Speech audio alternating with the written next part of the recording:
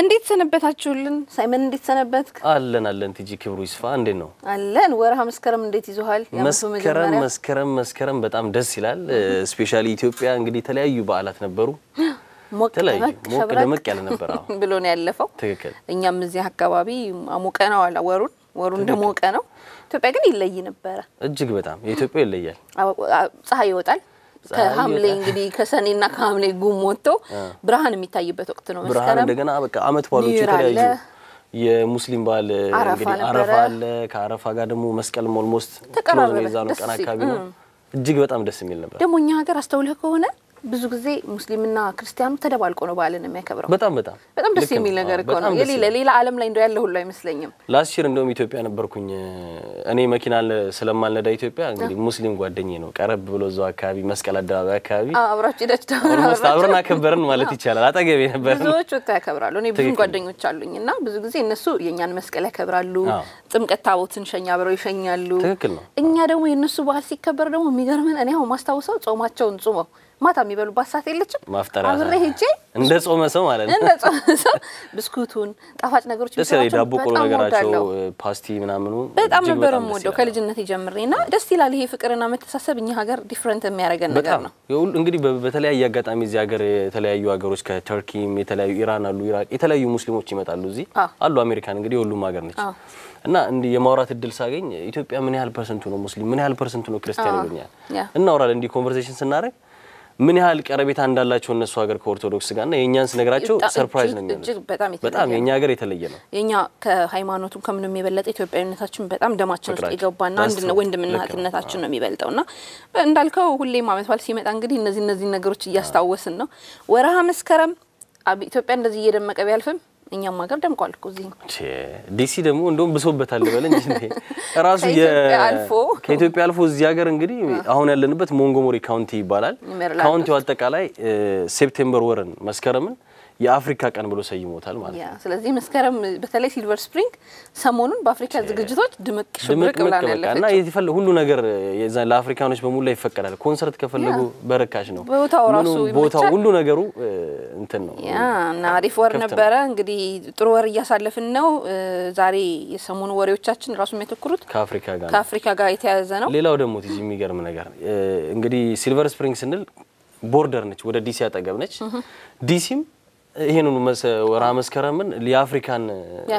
ወር ብሎ እንደዚህ ሰይሞታል እና በጣም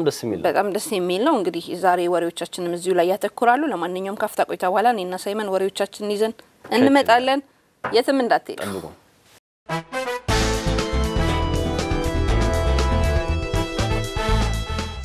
ወደ ወሬዎቻችን መጣን ሳይመን እንግዲህ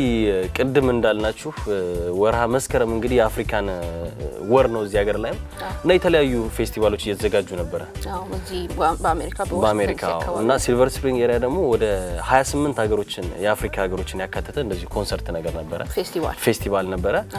እዚሁ ላይ እንግዲህ የኛ ምርጥ ልጆች አኮሩን ምርጥ ልጆች ከኢትዮጵያ በቅርቡ የመጡት እንግዲህ ባለፈው ነግረናቸው ነበር ባለፈው ሳምንት ወሬያችን ላይ በመነሻ ኢንተርቴይንመንት አማካኝነት የመጡት የታላቋ ኢትዮጵያ የባህል ቡድን ዝግጅት እንደነበራቸውና ለንሄድ እንደነበር ነግረን ተናግረናል እኔ አልሄድኩም ቲጂ ነበር ወክለሃል እና አሪፍ ነበር ዝግጅቱ እንግዲህ ፓን አፍሪካን ያዘጋጀው የአፍሪካ ፌስቲቫል ነበር እንዳልከው በጣም ብዙ ሀገሮች ተሳተፉበት ፌስቲቫል ነበር ቆንጆ ዝግጅት ነበር በዛ ፌስቲቫል ላይ የተለያዩ የአፍሪካ ሀገሮች ባህላዊ ዜማዎች ዳንሶች ፋሽን ሾው አልባሳቶች ትርኢቶች ሁሉ ሲታዩ ነበር እኛም እንግዲህ እንደ አፍሪካዊነታችን ኢትዮጵያም አንዷ ከአፍሪካ አንዷ በመሆኗ በመነሻ ኢንተርቴይንመንት አማካኝነት የመጡት የታላቋ ኢትዮጵያ የባህል ቡድን በጣም አስገራሚ ሆነ ሾው አሳይተዋል እንደውም ከሾውም በጣም ደሞ እጅግ በጣም ይገርመኝ እንደዚህ ሰዎችን ለመጠየቅ ሞክሬ ነበር 28 ሀገሮች ነበሩ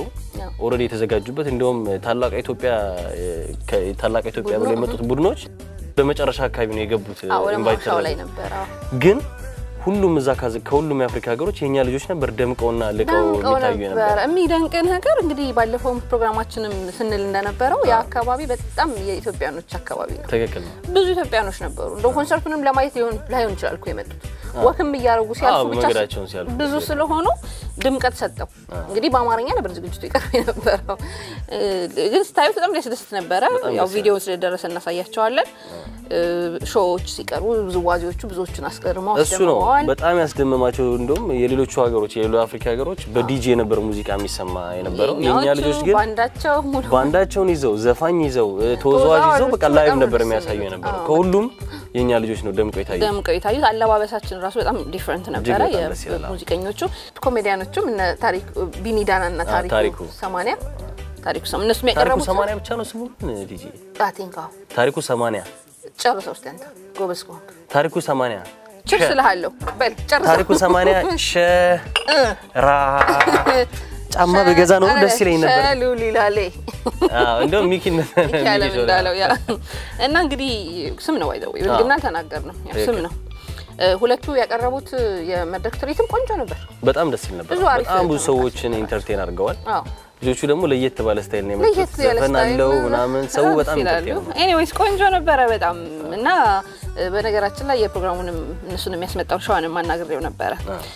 ስለ ዝግጅቱ ያው አፍሪካ ኢትዮጵያ እዚህ ፕሮግራም ላይ እንድትሳተፍ ያህል ነው እንጂ ብዙ ዝግጅቶች አሏቸው እንግዲህ ግሩፑ ብዙ ነገር ሊሰራ ነው በተለያየ ስቴት ላይ የመጣው ያንንን እናንተም ያወራንበትን ላስት ዊክ ያወራንበትን የኢትዮጵያ ፌስቲቫል ሲልቨር ስፕሪንግ የሚዘጋጀው ፌስቲቫል ለምንድን ነው የቀረው በየጥያቄ ተችለት ነበር በርግጥ ቃል እንደገነባንላችሁ አዘጋጆቹ ሻዋ ብቻ አይደለም ጥበበም ነው ሁለቱንም ይዘን በሰፊው እንደምናወራ ከሱም ጋር አውርቼበታለሁ ቃልም ገብቶልኛል ግን ፕሮግራሙ እንደሚቀጥል ግን ነግሮኛል በጣም ጥሩ ያ ነው ትልቁ ነገር ጥሩ ነገር ነው ለማንኛውም ግን በፓን አፍሪካ በተዘጋጀ አፍሪካን ፌስቲቫል ላይ የታላቋ ኢትዮጵያ የባህል ቡድኖች በጣም ቆንጆ ስራ አቅርበዋል እንቁ ነው አልፏል በልተው ከአፍሪካ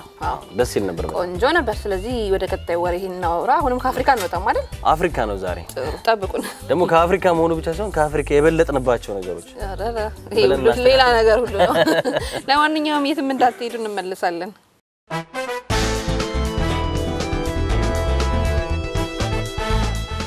እሺ ወደ ሁለተኛው ወሬ እናመራለን ሳይመን የሆነ ወሬያችን እንግዲህ በየወሩ እናቀርበው ዜና ቢሆንም እንዳልነው ዛሬ ከአፍሪካ ጋር ሊገናኝ ነው እንጂ በየወሩ እንደምንነግራችሁ የጣይቱ የባህልና የትምህርት ማዕከል ወርሃዊ የግጥም ምሽቱን በዚህ ወር አቅርቦ ነበር ይሄ ወር እንግዲህ የአፍሪካ ወር ነው ተብሏል እንግዲህ የጣይቱ የትምህርትና የባህል ማዕከል ለአፍሪካኖች በየአመቱ ማለት ነው ይሄ እንደውም ለአራተኛ ጊዜ ነው መስከረም ላይ የአፍሪካውያን የግጥም ምሽት አርገውት ነው ሁሉም ከተለያየ አፍሪካ ሀገር የመጡ ሰዎች ግጥማቸውን በተለያየ ቋንቋ በስዋሊኛ በአማርኛ በእንግሊዘኛና ፍሬንች አረቢክም አለ ግን የአረቢኩን አላየሁም አሁን ላይ አልቀረበም ልክ ነው እና እጅግ በጣም ደስ የሚል ነበር ግጥም እንደዚህ በሌላ ቋንቋ ደስ ይላል ወይ እስከምንል ድረስ ነው የተለያየ ፕሮግራሞች ባይገባም ራሱ ደስ ይላል ስዋሊኛ ባይገባም ደስ ይላል አንዳንዶቹ እንደውም ትንሽ ሊያብራሩት ይሞክራሉ ይሄ ግጥም ማለት እንዲ ነው አይነት ነገር እንደውም አንድ እጅግ በጣም ያስገረመኝ ገጣሚ አንድ ከገጠር ነው የመጣሁት ብሏል ከገጠር ነው የመጣሁት አንድ ትንሽ ምንድነች ሸለሊት ነገር አለችና ሙዝ ለመብላት ሙዙ ተላይ ላይ ነው ያለው ሙዙ በጣም ይጣፍጣል ለመብላት ብላ ላይ ስትወርድ አቅቷት በስተመጨረሻ ላይ ይሄ ሙዝ አይጣፍጥም አልበላም ብላ ሄደች ብሎ ያችን በግጥም መልክ ያቀርባታለችና እጅግ በጣም ፈን ነበረው አሪፍ ነበር ግን አጠቃላይ ምሽቱ ከአፍሪካን ምሽቱን በተጨማሪ እንግዲህ በቅርቡ በሞት ያጣናትን የሰብለ ተፈራንም ዘክሯል ጸሎት ፕሮግራም ነበር የህይወት ታሪኳም ተነቧል እና ከዚህ ውጪ ደግሞ እንግዲህ አፍሪካን አድቫይዘር ኮሚቴ ለዓለም ፀሐይ ወዳጆና ለሰለሞን ተክሌ ሰርቲፊኬት አበርክተውላቸዋል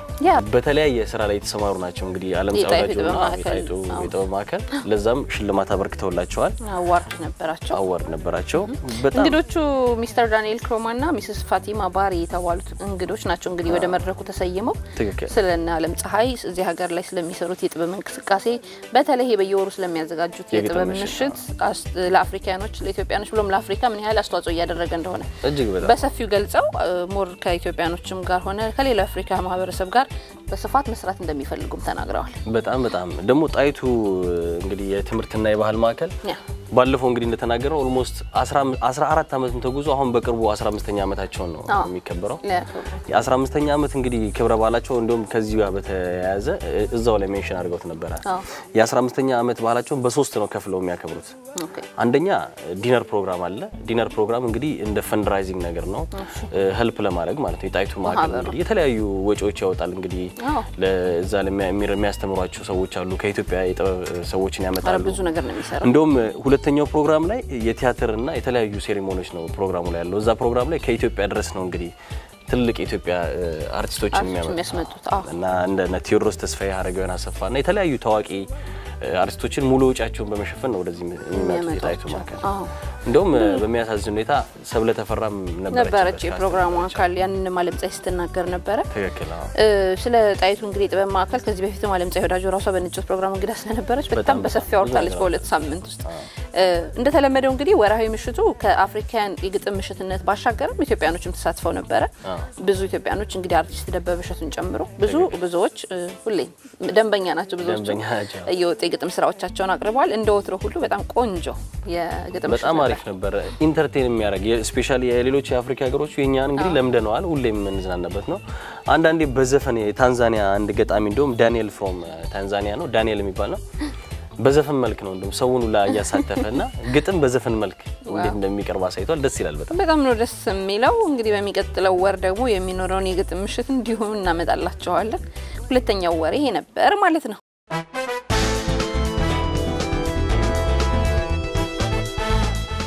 አፍሪካ ነው ትጂ ዛሬ አፍሪካ ወራችን አፍሪካ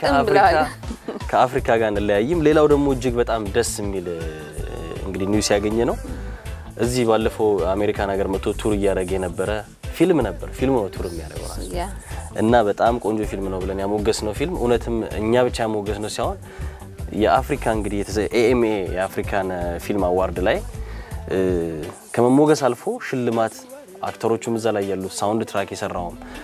ፊልሙ ራሱ ተሸልሟልና እጅግ በጣም ደስ የሚል ነገር ነው ያየነው የቴዎድሮስ ተሾመ 3 ማዕዘን የሚል ፊልም ነው እንግዲህ ስለ ፊልሙ በመጣበት ወቅትና እዚህም ሀገር በተለያዩ ቦታዎች ላይ ሲታይም ይያለ አቅርበንላችሁ ነበር እዚህም ውድድር ላይ በሳውዝ አፍሪካ በሚካሄደው 11ኛው የአፍሪካ ፊልም አካዳሚ ላይም እንደሚሳተፍ እንደውም የሚሳተፉባቸው ዘርፎች ምን እንደነበሩ ወደ 8 ዘርፎች ላይ ተሳትፈዋል ተናግረን ነግረናችሁ መልካም ምኞታችንን ገልጸን ነበር ከዚህ በፊት ስለዚህ የኛ መልካም ምኞት ሰራ የኛ ምኞት ይመስለኛል በደንብ ይሰራ ለማንኛውም ግን 8 ውድድሮች ለመሳተፍ ቢችሉ በ3ቱ ግን አሸናፊ ሊሆኑ ይችላልና ይሄ ትልቅ የሚያኮራ ነገር ነው የተዘጋጁ ዝግጅቱ እንዳልኩት በሳውዝ አፍሪካ በፖርት ኤልዛቤል ከተማ ውስጥ ነው እንግዲህ ውድድሩ እየተካሄደው የተሳተፉባቸው ዘርፎች 8 ቢሆንም ያሸነፉበትን እንንገራቸው አንደኛው እንግዲህ ያው ፊልሙ ራሱ የተሸለመበት ነው የአፍሪካ ምርጥ የክብር ተሸላሚ ተብሎ 3 ማዕዘን ተሸልሟል እንግዲህ ተሸላሚ ራሱ ደራሲ ቴዎድሮስ ተሾመ ነበር ወጣው ሽልማቱን ተቀብሏል በጣም ደስ ያለው ሁለተኛው ደግሞ ሰፖርቲንግ ምርጥ ሰፖርቲንግ አክተር ወይም ረዳት ተዋናኝ በማለት በጣም እንወደው ምርጥ አክተራችን እንግዲህ ሳምሶን ታደሰ ነው ያሸነፈው ቤቢ ነው የሚባለው እንግዲህ በቅጽል ስሙ ሳምሶን ይሄን ሽልማት ወስዷል ሶስተኛው ደግሞ በምርጥ ማጀቢያ ሙዚቃ በሳውንድ ትራክ ጌትሽማሙ ድምጻዊ ጌትሽማሙ እንግዲህ ከዚህ በፊት ተናግረናል ስለሱ ጎበዝ ድምጻዊ ነው በተለይ ደግሞ እዚህ ዘፈኑ ላይ ሰራው ዜማ ደግሞ በጣም ቆንጆ ነበርና እንግዲህ ስፔሻሊ ዘፈኑ ደስ ብሎኛል ለምን ታውቃለህ ምክንያቱም በአማርኛ ነው የተዘፈነው እና አማርኛ እንግዲህ አገር ሲያቋርጥ ነው የምታየው ይሄን ባህር አቋርጦ እንደዚህ አይነት ሰዎች